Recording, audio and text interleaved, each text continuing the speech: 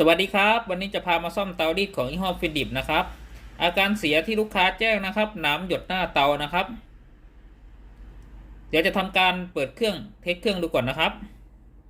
ทำการเปิดเครื่องนะครับ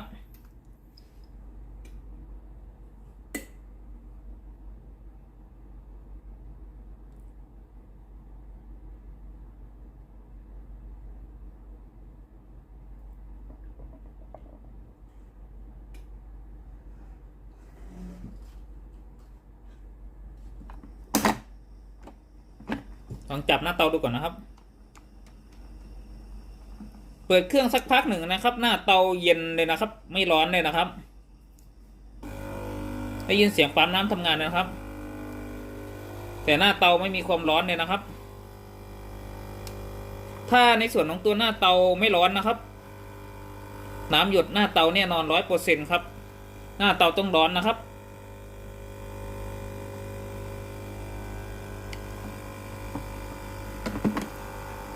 เดี๋ยวรอไฟแสดงสถานะพร้อมใช้งานอยู่กับพริบก่อนนะครับเดี๋ยวผมกดปุ่มจ่ายน้ำให้ดูนะครับว่าถ้าในส่วนของตัวหน้าเตาไม่ร้อนน้ำจะหยดยังไงนะครับ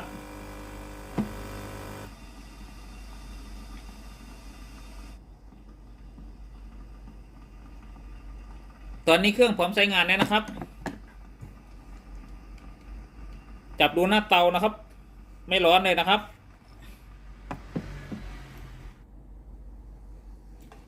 เดี๋ยวผมทำการกดปุ่มจ่ายน้ำนะครับ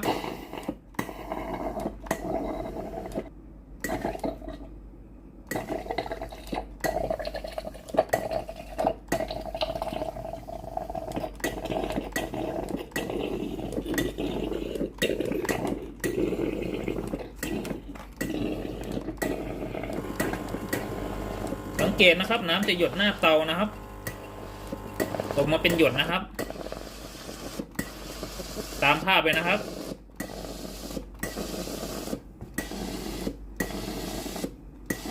นี่คืออาการหน้าเตาไม่ร้อนนะครับ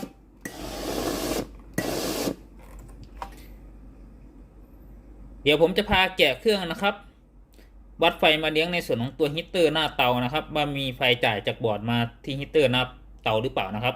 ทำไมหน้าเตาถึงไม่ร้อนนะครับตัวฮีตเตอร์ถึงไม่ร้อนนะครับเดี๋ยวรอเครื่องเย็นก่อนนะครับ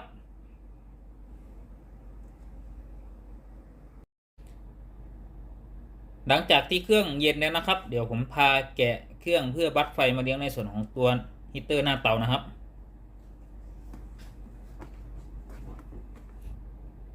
นำปุ่มด้านข้างออกก่อนนะครับ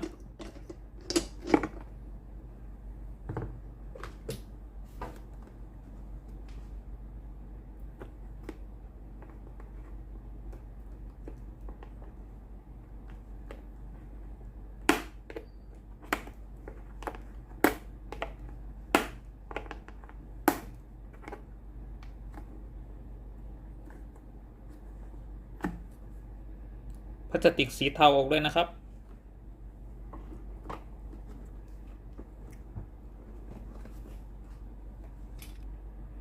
ทำการขันน็อตด้านบนนะครับ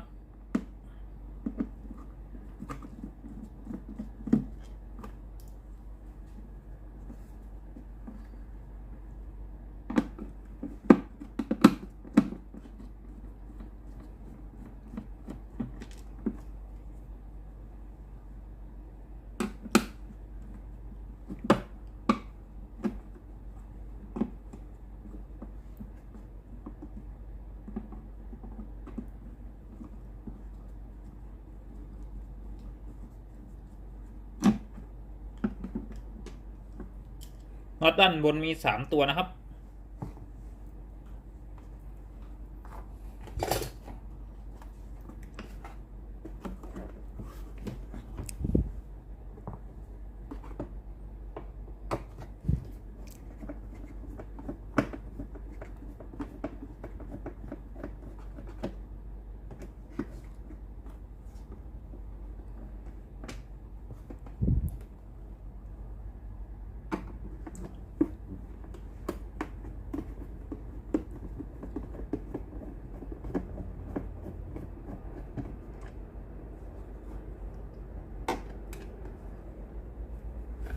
2 ตัวนะครับ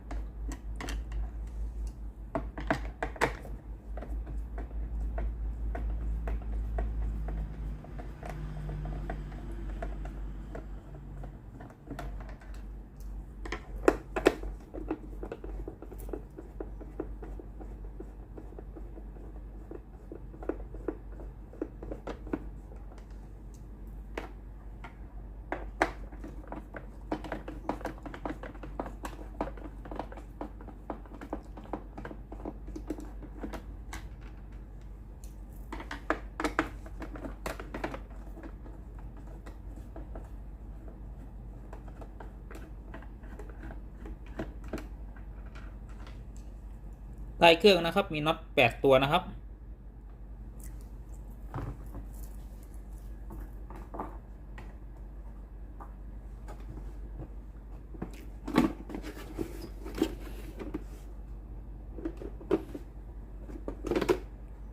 โครงบนออกนะครับสีขาว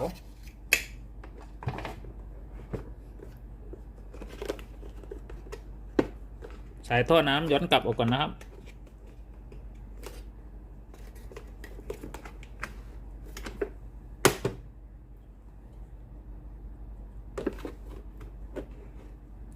โครงสีเทาออกนะครับ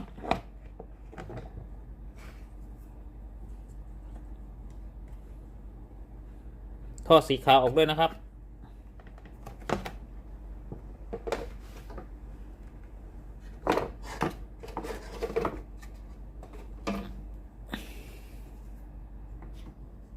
ผมจะพามาดูอะไรต่างๆข้างในเครื่องนะครับว่าอะไรแต่ละชิ้นทำหน้าที่อะไรนะครับตัวแรกนะครับคือตัวนี้ตัวโซเลนอยด์วาล์วนะครับหรืออิเล็กโทรวาล์วนะครับทำหน้าที่ปิดเปิดวาล์วน้ำนะครับจะทำงานได้ก็ต่อเมื่อมีไฟ220 โวลต์ VAC มาเลี้ยงนะครับวาล์วน้ำถึงจะเปิดนะครับตัวที่2นะครับคือหม้อต้มนะครับหม้อต้มทำหน้าที่ต้มน้ำให้เกิดเป็นแรงดันไอ้น้ำสูงนะครับหม้อต้มจะร้อนได้ก็ต่อเมื่อมีไฟ220 โวลต์ VAC มาเลี้ยงนะครับส่วนตัวที่3นะครับคือปั๊มน้ำนะครับปั๊มน้ำมีหน้าที่สูบน้ำจากแทงน้ำเข้ามาในส่วนของตัวหม้อต้มนะครับจะทำงานได้ก็ต่อเมื่อมีไฟ220 โวลต์ VAC มาเลี้ยงนะครับส่วนตัวที่4นะครับคือแผง power นะครับแผง power ทำหน้าที่ควบคุมทุกอย่างของตัวเครื่องนะครับไม่ว่าจะเป็นควบคุมการทำงานของปั๊มน้ำของหม้อต้มของวาล์วน้ำรวมทั้งตัวฮีเตอร์หน้าเตาด้วยนะครับ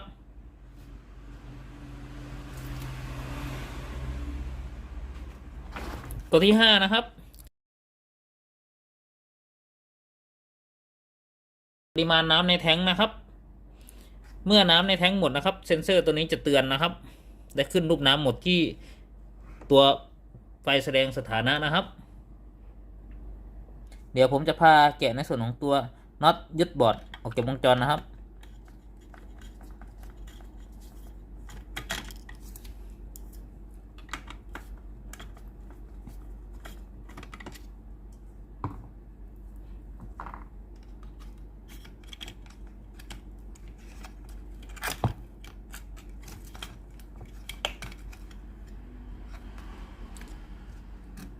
จะพามาดูคร่าวๆนะครับตัวรีเลย์ตัวใหญ่นะครับทำหน้าที่ควบคุมความร้อนที่ตัวหม้อต้มนะครับตัดต่อไฟไปเลี้ยงในส่วนของตัวหม้อต้มนะครับคือรีเลย์ตัวใหญ่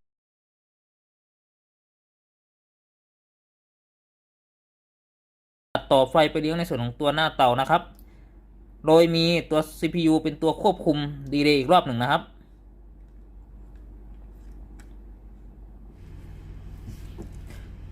เดี๋ยวพามาดูการทำงานเบื้องต้นนะครับ เมื่อมีการเสียบไฟ220โวลต์ VAC นะครับของตัวเครื่องนะครับ ไฟที่จ่ายมานะครับสีน้ำตาลนะครับจะต่อร่วมกับไฟที่ไปเลี้ยงในส่วนของตัวปั๊มน้ำนะครับคือสายสีแดงนะครับมารอที่ปั๊มน้ำนะครับ1เส้นนะครับตัวไฟนะอีกส่วนหนึ่งนะครับสายสีแดงนะครับจะมารอที่ในส่วนของตัวคอยวาล์วนะครับคือคอยวาล์วตัวนี้นะครับรอการทำงานนะครับยังไม่ทำงานนะครับจะพามาได้ในส่วนของตัวสายสีน้ำเงินนะครับสายสีน้ำเงินเส้นนี้นะครับจะต่อร่วมกับสายสีน้ำเงินอีกเส้นหนึ่งครับตัวนี้คือไฟไปเลี้ยงในส่วนของตัวหม้อต้มนะครับไปรออยู่ที่หม้อต้ม1เส้นนะครับไฟยังไม่ครบวงจรนะครับในไฟอีกเส้นหนึ่งนะครับสายสีฟ้านะครับจะต่อไปเลี้ยงในส่วนของตัวฮีเตอร์หน้าเตานะครับตัวนี้ยังไม่ครบวงจรนะครับเมื่อมีการเปิดเครื่องนะครับคือกดปุ่ม power ตรงนี้นะครับระบบสวิตชิ่งหรือระบบข้างในเครื่องก็จะทำงาน CPU ก็จะสั่งจ่ายไฟผ่านในส่วนของตัวดีเลย์ตัวสีดำนะครับตัวเล็กนะครับผ่านมาทางสายสีน้ำตาลนะครับไปเลี้ยงในส่วนของตัวฮีเตอร์หน้าเตาคือฮีเตอร์นี้นะครับเมื่อฮีเตอร์ครบวงจรแล้วนะครับไฟ2เส้นไปเลี้ยงแล้วฮีเตอร์จะต้องร้อนนะครับถ้าฮีเตอร์ไม่ร้อนก็คือในส่วนของตัวฮีเตอร์ขาดนะครับและ CPU จะสั่งงานอีกอย่างนึงนะครับสั่งผ่านดีเลย์ตัวสีดำตัวใหญ่ตัวนี้นะครับผ่านมาทางสายสีแดงนะครับตรงนี้เพื่อให้ไฟไปเลี้ยงในส่วนของตัวหม้อต้มคือหม้อต้มนี้นะครับเมื่อหม้อต้มนี้นะครับทำการต้มน้ำนะครับอุณหภูมิในตัวหม้อต้มสูงขึ้นนะครับจะมี NTC นะครับคือสายสีขาวนี้นะครับมี NTC ตรวจจับอยู่นะครับค่าความต้านทานก็จะต่ำลงนะครับประมาณ 1K นะครับเมื่อค่าความต้านทานต่ำลงตัว CPU ก็จะรับรู้ได้ว่าหม้อต้มร้อนเนี่ยนะครับก็จะสั่งจ่ายไฟนะครับสายสีน้ำเงินนะครับตรงนี้นะครับจ่ายไฟเข้ามาเลี้ยงในส่วนของตัวปั๊มน้ำนะครับปั๊มน้ำก็จะทำการสูบน้ำนะครับสูบน้ำจากแทงน้ำนะครับก็คือในส่วนของตัวแทงน้ำนะครับสูบน้ำมาผ่านปั๊มแล้วเข้ามาในส่วนของตัวหม้อต้มนะครับเพื่อให้หม้อต้มน้ำเกิดเป็นแรงดันน้ำสูงนะครับเมื่อสภาวะเครื่องพร้อมใช้งานนะครับก็คือไฟในส่วนของตัวหน้าเตาหยุดกระพริบนะครับเวลาเรากดปุ่มจ่ายน้ำนะครับตรงนี้นะครับสวิตช์ก็จะทำการต่อนะครับต่อไฟจากหน้าเตานะครับสายสีดำนะครับน่าจะผ่านในส่วนของตัว R 1ตัวนะครับเข้ามาในส่วนของตัว CPU นะครับเพื่อให้ CPU รับรู้ว่ามีการกดปุ่มจ่ายน้ำนะครับ CPU ก็จะสั่งงานผ่านในส่วนของตัวทรานซิสเตอร์1ตัวนะครับเพื่อมาคอนโทรลในส่วนของตัวไตแอกนะครับเพื่อให้ไตแอกนะครับต่อไฟ220โวลต์ VAC นะครับผ่านทาง R ตัวนี้นะครับจ่ายผ่านในส่วนของตัวสายสีดำนะครับสายสีดำตรงนี้นะครับแล้วมาเลี้ยงในส่วนของตัวคอยวาล์วคือคอยวาล์วตรงนี้นะครับ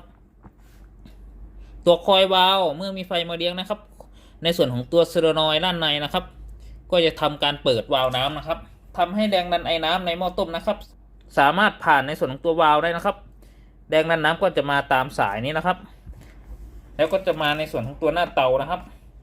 หน้าเตาฮีเตอร์นี้นะครับก็จะเกิดเป็นแรงดันไอ้น้ำสูงนะครับเมื่อมาตกกระทบที่หน้าเตาที่ร้อนอยู่แล้วก็จะทำให้การกระจายไอ้น้ำได้ดีกว่าเดิมนะครับก็คือไม่ทำให้น้ำเป็นหยดนะครับหลักการทำงานคร่าวๆของวงจรมีแค่นี้นะครับเมื่อเรารู้หลักการทำงานของวงจรแล้วนะครับเดี๋ยวจะพามาซ่อมอาการไอ้น้ำรั่วหน้าเตานะครับที่เราจับดูหน้าเตานะครับก่อนหน้านี้นะครับหน้าเตาไม่ร้อนนะครับเดี๋ยวผมจะพาวัดไฟมาเลี้ยงในส่วนของตัวหน้าเตานะครับว่ามีไฟจ่ายออกจากบอร์ดตรงนี้หรือเปล่านะครับ จุดวัดไฟไปเลี้ยงในส่วนของตัวหน้าเตานะครับก็คือสายสีน้ำตาลตรงนี้นะครับในส่วนของตัวสายสีฟ้าอ่อนนะครับตรงริมนี้นะครับวัดคู่กันนะครับตั้งมิเตอร์250 โวลต์ VAC นะครับในวัด2เส้นนี้นะครับเดี๋ยวจะพาวัดนะครับให้ตั้งมิเตอร์นะครับอยู่ที่250 โวลต์ VAC นะครับแล้วทำการเสียบปลั๊กไฟนะครับเปิดเครื่องนะครับทำการวัดไฟมาเลี้ยงนะครับ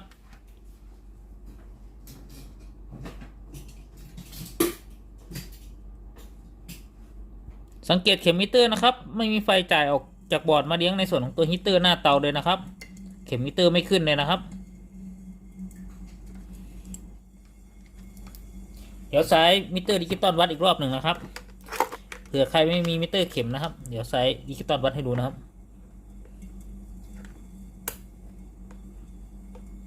ตั้งวัดไฟ AC นะครับ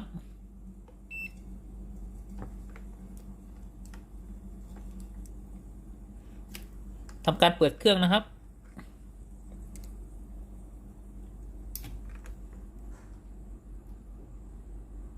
ตอนนี้ไม่มีไฟจ่ายเลยนะครับไม่มีไฟจ่ายไปเลี้ยงในส่วนของตัวฮีตเตอร์หน้าเตาเลยนะครับไม่ว่าจะวัดในส่วนของตัวมิเตอร์เข็มหรือมิเตอร์ดิจิตอลนะครับเดี๋ยวทำการถอดปลั๊กก่อนนะครับ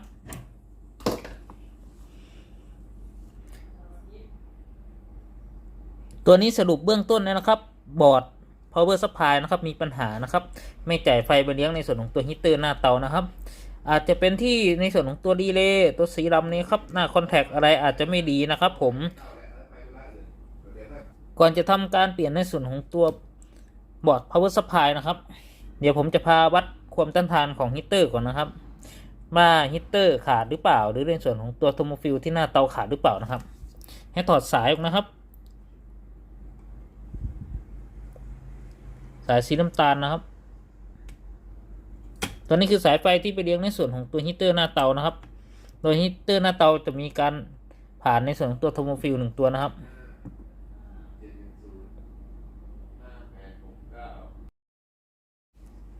ให้ตั้งมิเตอร์นะครับอยู่ที่ย่านโอห์มนะครับ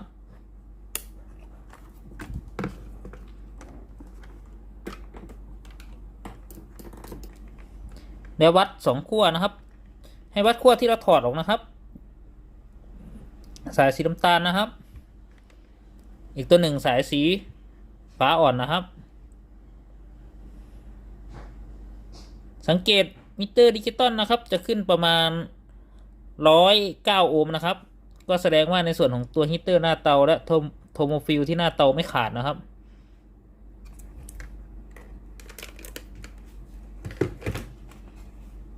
เดี๋ยวใช้มิเตอร์ในส่วนของตัวมิเตอร์เข็มวัดดูอีกรอบหนึ่งครับ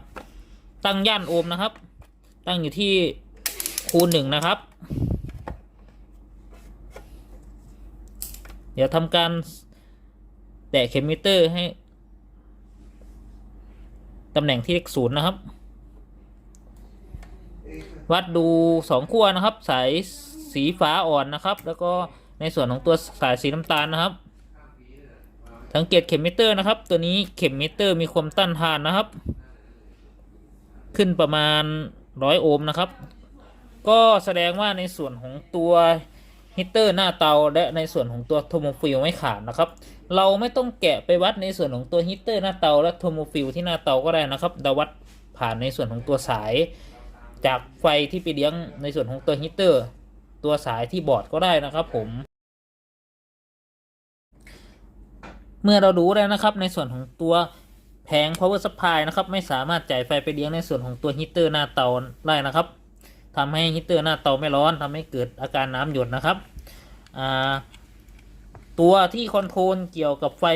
ที่จ่ายไปเลี้ยงในส่วนของตัวฮีตเตอร์นะครับก็คือในส่วนของตัวรีเลย์ตัวสีดำตัวเล็กนะครับเราจะเปลี่ยนในส่วนของตัวรีเลย์สีดำตัวเล็กนี้ก็ได้นะครับหน้าคอนแทคน่าจะไม่ดีนะครับถ้าใครคิดจะซ่อมบอร์ดนะครับแต่วันนี้ผมจะพามาเปลี่ยนทั้งชุดบอร์ดเนี่ยนะครับตัวนี้ผมจะไม่พาเปลี่ยนในส่วนของตัว ดีเลย์นะครับวันหลังเดี๋ยวผมพามาเปลี่ยนในส่วนของตัวดีเลย์ให้ดูนะครับตัวนี้คือบอร์ดนะครับที่สั่งมาจากบริษัทนะครับเดี๋ยวผมพาเปลี่ยนในส่วนของตัวบอร์ดตัวใหม่เข้าไปในวงจรนะครับ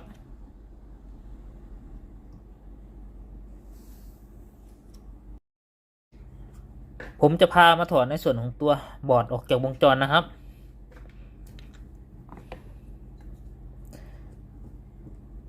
ถ้าใครกลัวจำสายไฟไม่ได้นะครับก็ให้ถ่ายรูปไว้นะครับสายไฟนะครับทำการถอดนะครับสายไฟที่ไปเลี้ยงในส่วนของตัวหน้าเตานะครับสายสีฟ้าอ่อนสายไฟที่ไปเลี้ยงในส่วนของตัวหม้อต้มครับสายไฟ AC นะครับแล้วก็สายไฟ AC อีกเส้นหนึ่งครับสายไฟที่ไปเลี้ยงในส่วนของตัวฮีตเตอร์หน้าเตานะครับสายไฟที่ไปเลี้ยงในส่วนของตัวหม้อต้มนะครับสายเซ็นเซอร์นะครับสีขาวเซ็นเซอร์หม้อต้มนะครับสายเซ็นเซอร์น้ำนะครับสายไฟสายเซ็นเซอร์สาย LED นะครับที่ไปเลี้ยงในส่วนของตัวหน้าเตานะครับถอดออกนะครับสายปั๊มน้ำนะครับ2 เส้นนะครับสายไฟที่มาเลี้ยงในส่วนของตัวคอยวาล์วนะครับถอดออกนะครับ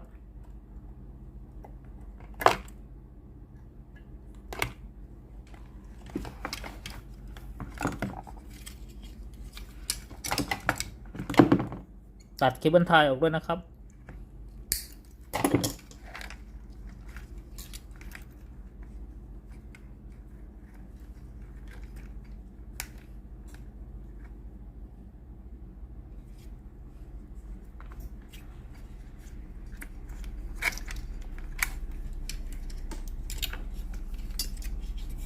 ตอนนี้ก็ถอดบอร์ดออกจากวงจรเรียบร้อยนะครับ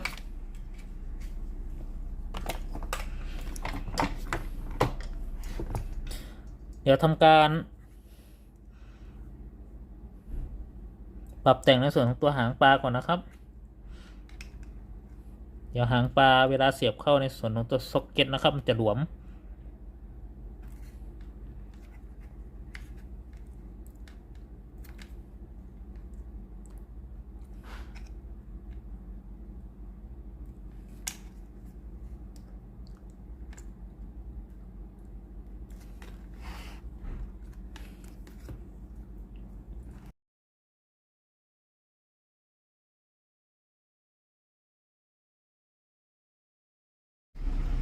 ทำการถอดในส่วนของตัวบอร์ดเก่านะครับเพื่อเอาในส่วนของตัวปุ่มกดที่เป็นพลาสติกนะครับ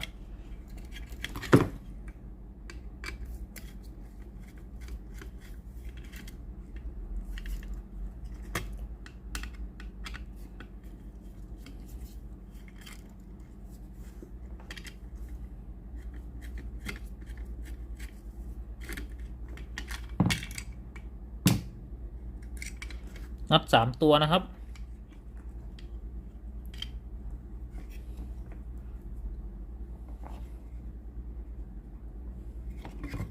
ตัวนี้คือบอร์ดใหม่นะครับ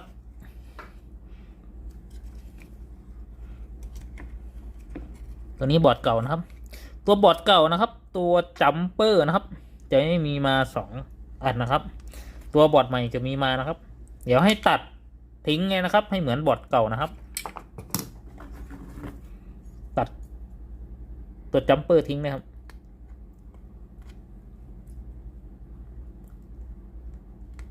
จะได้เหมือนบอร์ดเก่านะครับ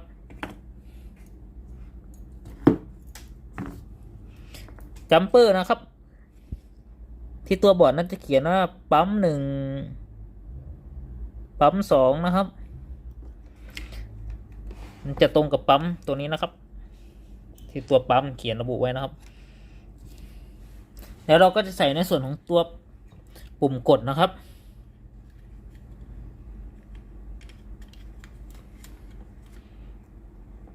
ขันน็อตอีก3 ตัวนะครับ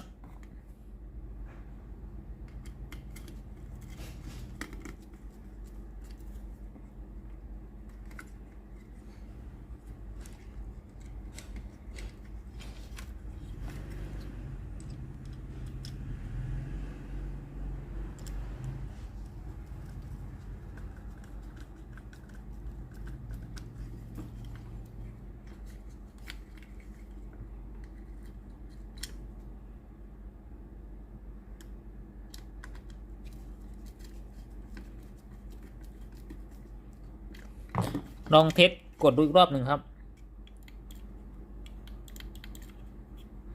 ผมจะพาใส่บอร์ดเข้าไปในวงจรนะครับเดี๋ยวใส่ในส่วนของตัวสายไฟที่ไปเลี้ยงในส่วนของตัวคอยวาล์วก่อนนะครับ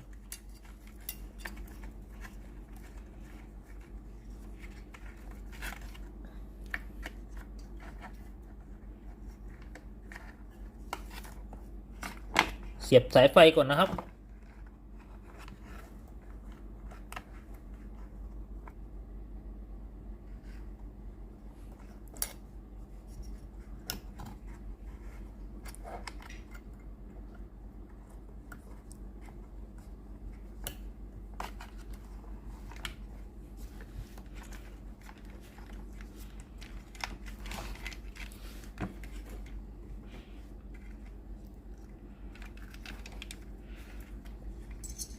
ใส่สายไฟที่มาเลี้ยงในส่วนของตัวปั๊มน้ำนะครับ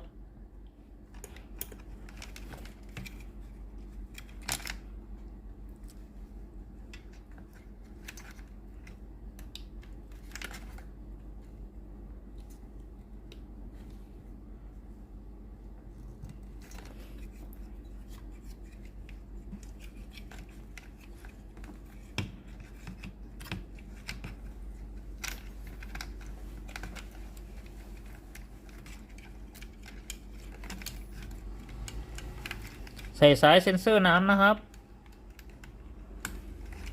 สายเซ็นเซอร์หม้อต้มนะครับ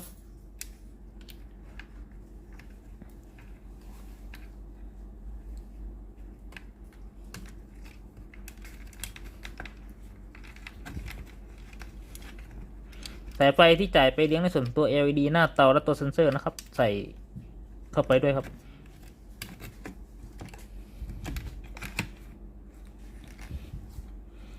สายไฟที่ไปเลี้ยงในส่วนของตัวหม้อต้มนะครับ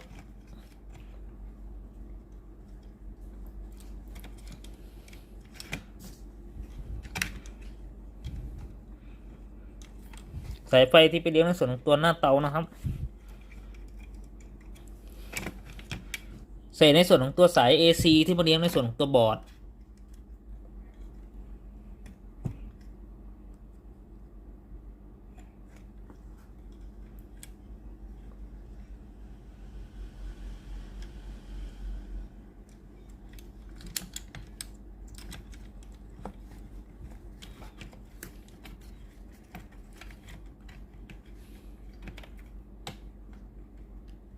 ใส่สาย AC ที่มาเลี้ยงในส่วนของตัวบอร์ดอีกเส้นครับ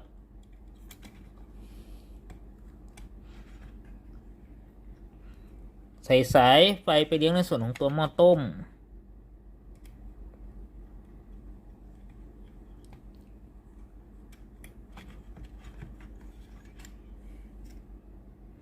สายไฟไปเลี้ยงในส่วนของตัวหน้าเตาครับ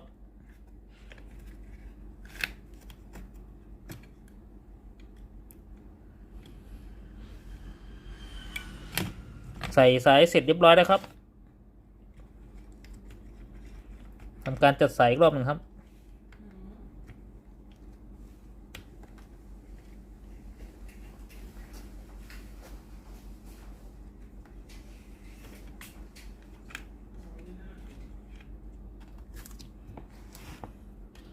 ทำการยึดน็อต2 ตัวครับ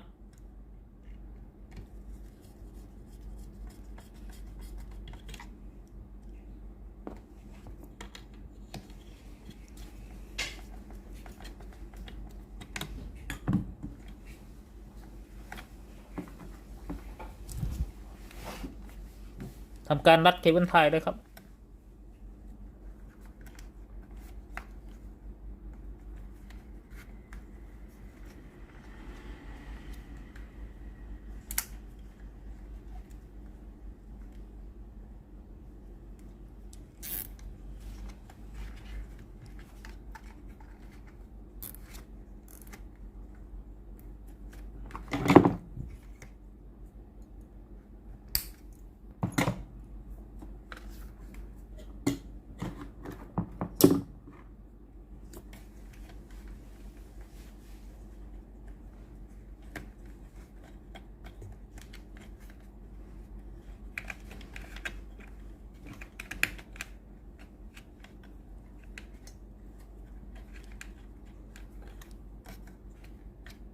รัดเคเบิลไทยอีกเส้นครับ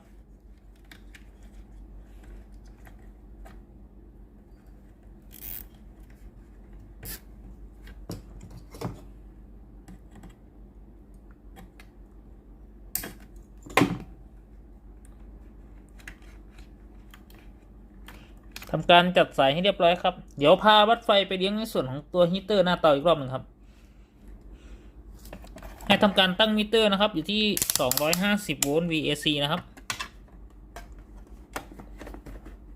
วัดไฟที่จ่ายออกจากบอร์ดนะครับไปเลี้ยงในส่วนของตัวฮีเตอร์หน้าเตานะครับ2 เส้นเหมือนเดิมนะครับการเปิดเครื่องนะครับ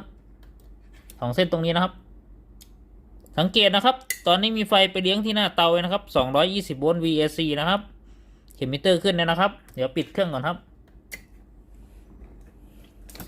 จะใช้ในส่วนของตัวมิเตอร์ดิจิตอลวัดให้ดูอีกรอบหนึ่งนะครับตั้ง AC นะครับ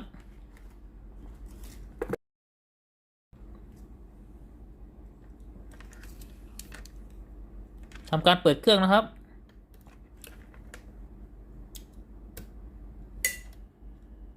สังเกตนะครับมีไฟไปเลี้ยงหน้าเตาแล้วนะครับ234โวลต์นะครับ220โวลต์นะครับมิเตอร์ไม่ค่อยตรงนะครับ234นะมันขึ้น220โวลต์นะครับแสดงว่ามีไฟจ่ายไปเลี้ยงหน้าเตาไว้นะครับอาการหน้าเตาไม่ร้อนนะครับถ้าในส่วนของตัวหน้าเตาไม่ร้อนนะครับถ้าวัดไฟแล้วครับ2 ขั้วนะครับขั้วสีน้ำตาลในส่วนของตัวขั้วสีฟ้าอ่อนตรงนี้นะครับถ้าไม่มีไฟไปเลี้ยงนะครับก็ให้มาซ่อมในส่วนของตัวบอร์ดนะครับดีเลย์ตัวสีดำตัวเล็กอาจจะมีปัญหาให้ทำการตรวจสอบดูถ้าเสียก็ทำการเปลี่ยนนะครับแต่ถ้าวัดแล้วมีไฟ220โวลต์จ่าย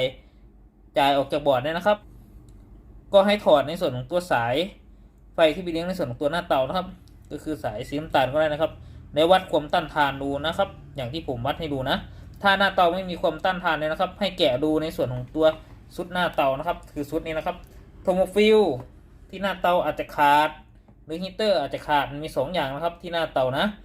แต่ถ้าโทโมฟิลขาดนะครับอย่าลืมเปลี่ยนดีเลย์ตัวสีดำด้วยนะครับเพราะว่าสาเหตุที่โทโมฟิลขาดก็คือดีเลย์ตัวสีดำมันค้างหน้าเตามันร้อนจัดนะครับมันถึงทำให้โทโมฟิลขาดนะครับแต่ถ้าเป็นฮีเตอร์ขาดอย่างเดียวก็เปลี่ยนในส่วนของตัวฮีเตอร์ได้เลยนะครับเพราะมันไม่เกี่ยวกับโทโมฟิลนะครับเดี๋ยวผมจะพาประกอบเครื่องนะครับเดี๋ยวค่อยเทสเครื่องรอบหนึ่งนะครับผมจะพาประกอบในส่วนของตัวเครื่องนะครับใส่โครงสีเทาก่อนนะครับสอดในส่วนของตัวสายท่อน้ำนะครับขึ้นมาด้านบนก่อนนะครับ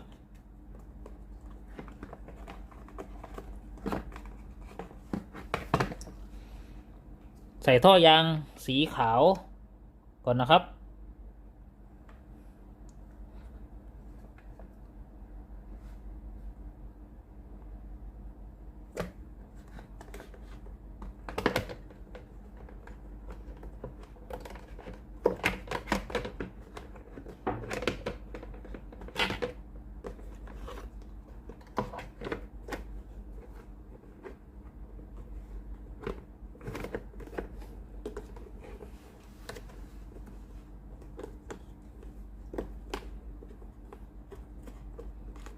ใส่ในส่วนของตัวท่อน้ำย้อนกลับนะครับ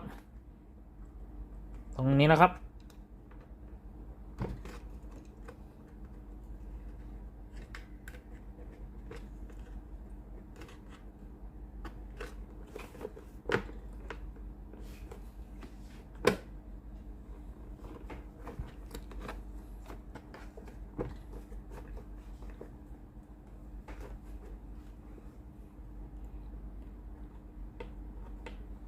ใส่ตัวท่อสีขาวนะครับ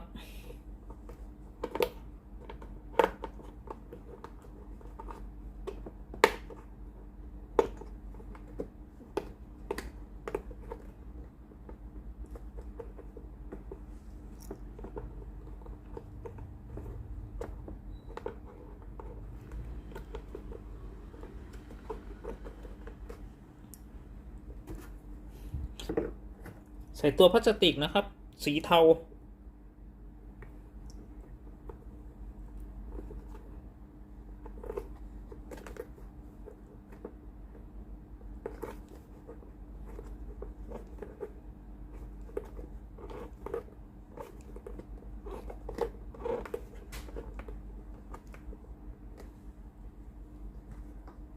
ใส่ตัวจุกด้านข้างนะครับ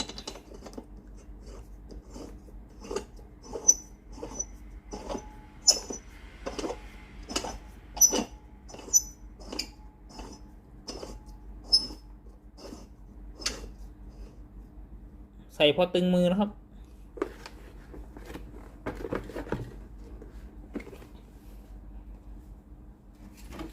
ใส่โครงสีขาวนะครับ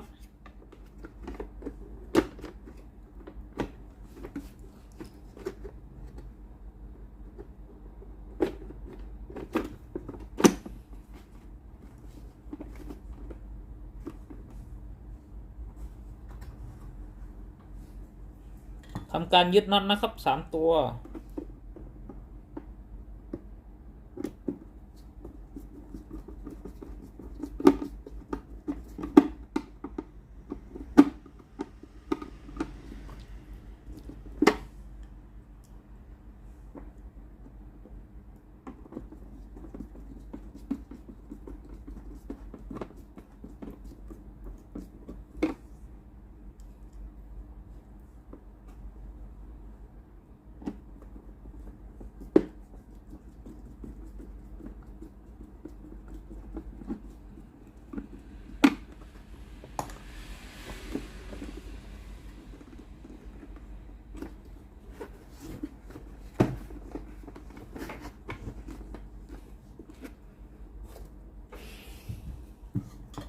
ทำการยึดน็อตใต้แท้งเลยนะครับ2 ตัว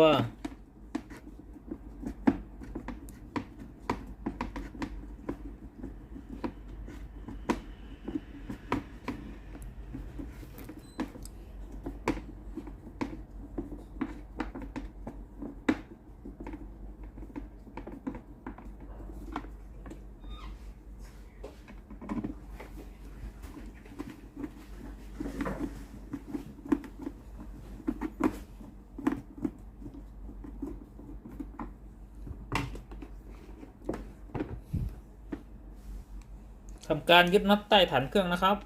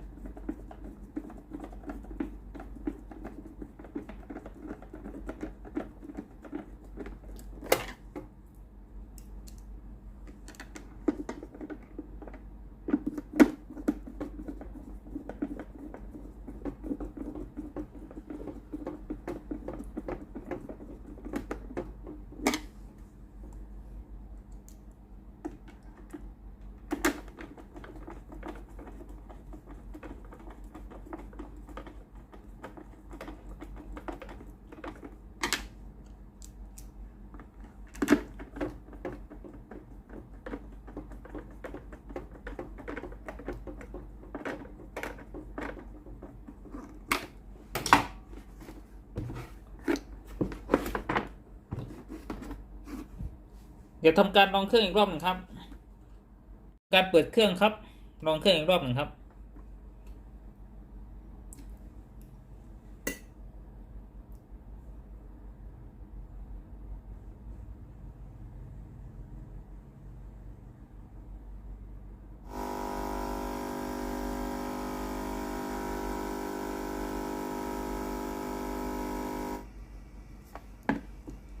ตอนนี้หน้าเตาร้อนเลยนะครับ มีไอ้น้ำออกที่หน้าเตาเลยนะครับไอ้น้ำที่ค้างอยู่ที่หน้าเตารีดนะครับ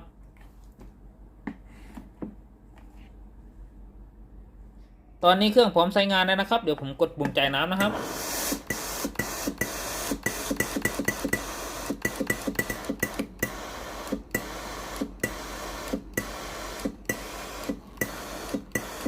ตอนนี้ไอ้น้ำออกปกติเลยนะครับหน้าเตาน้ำไม่หยดเลยนะครับ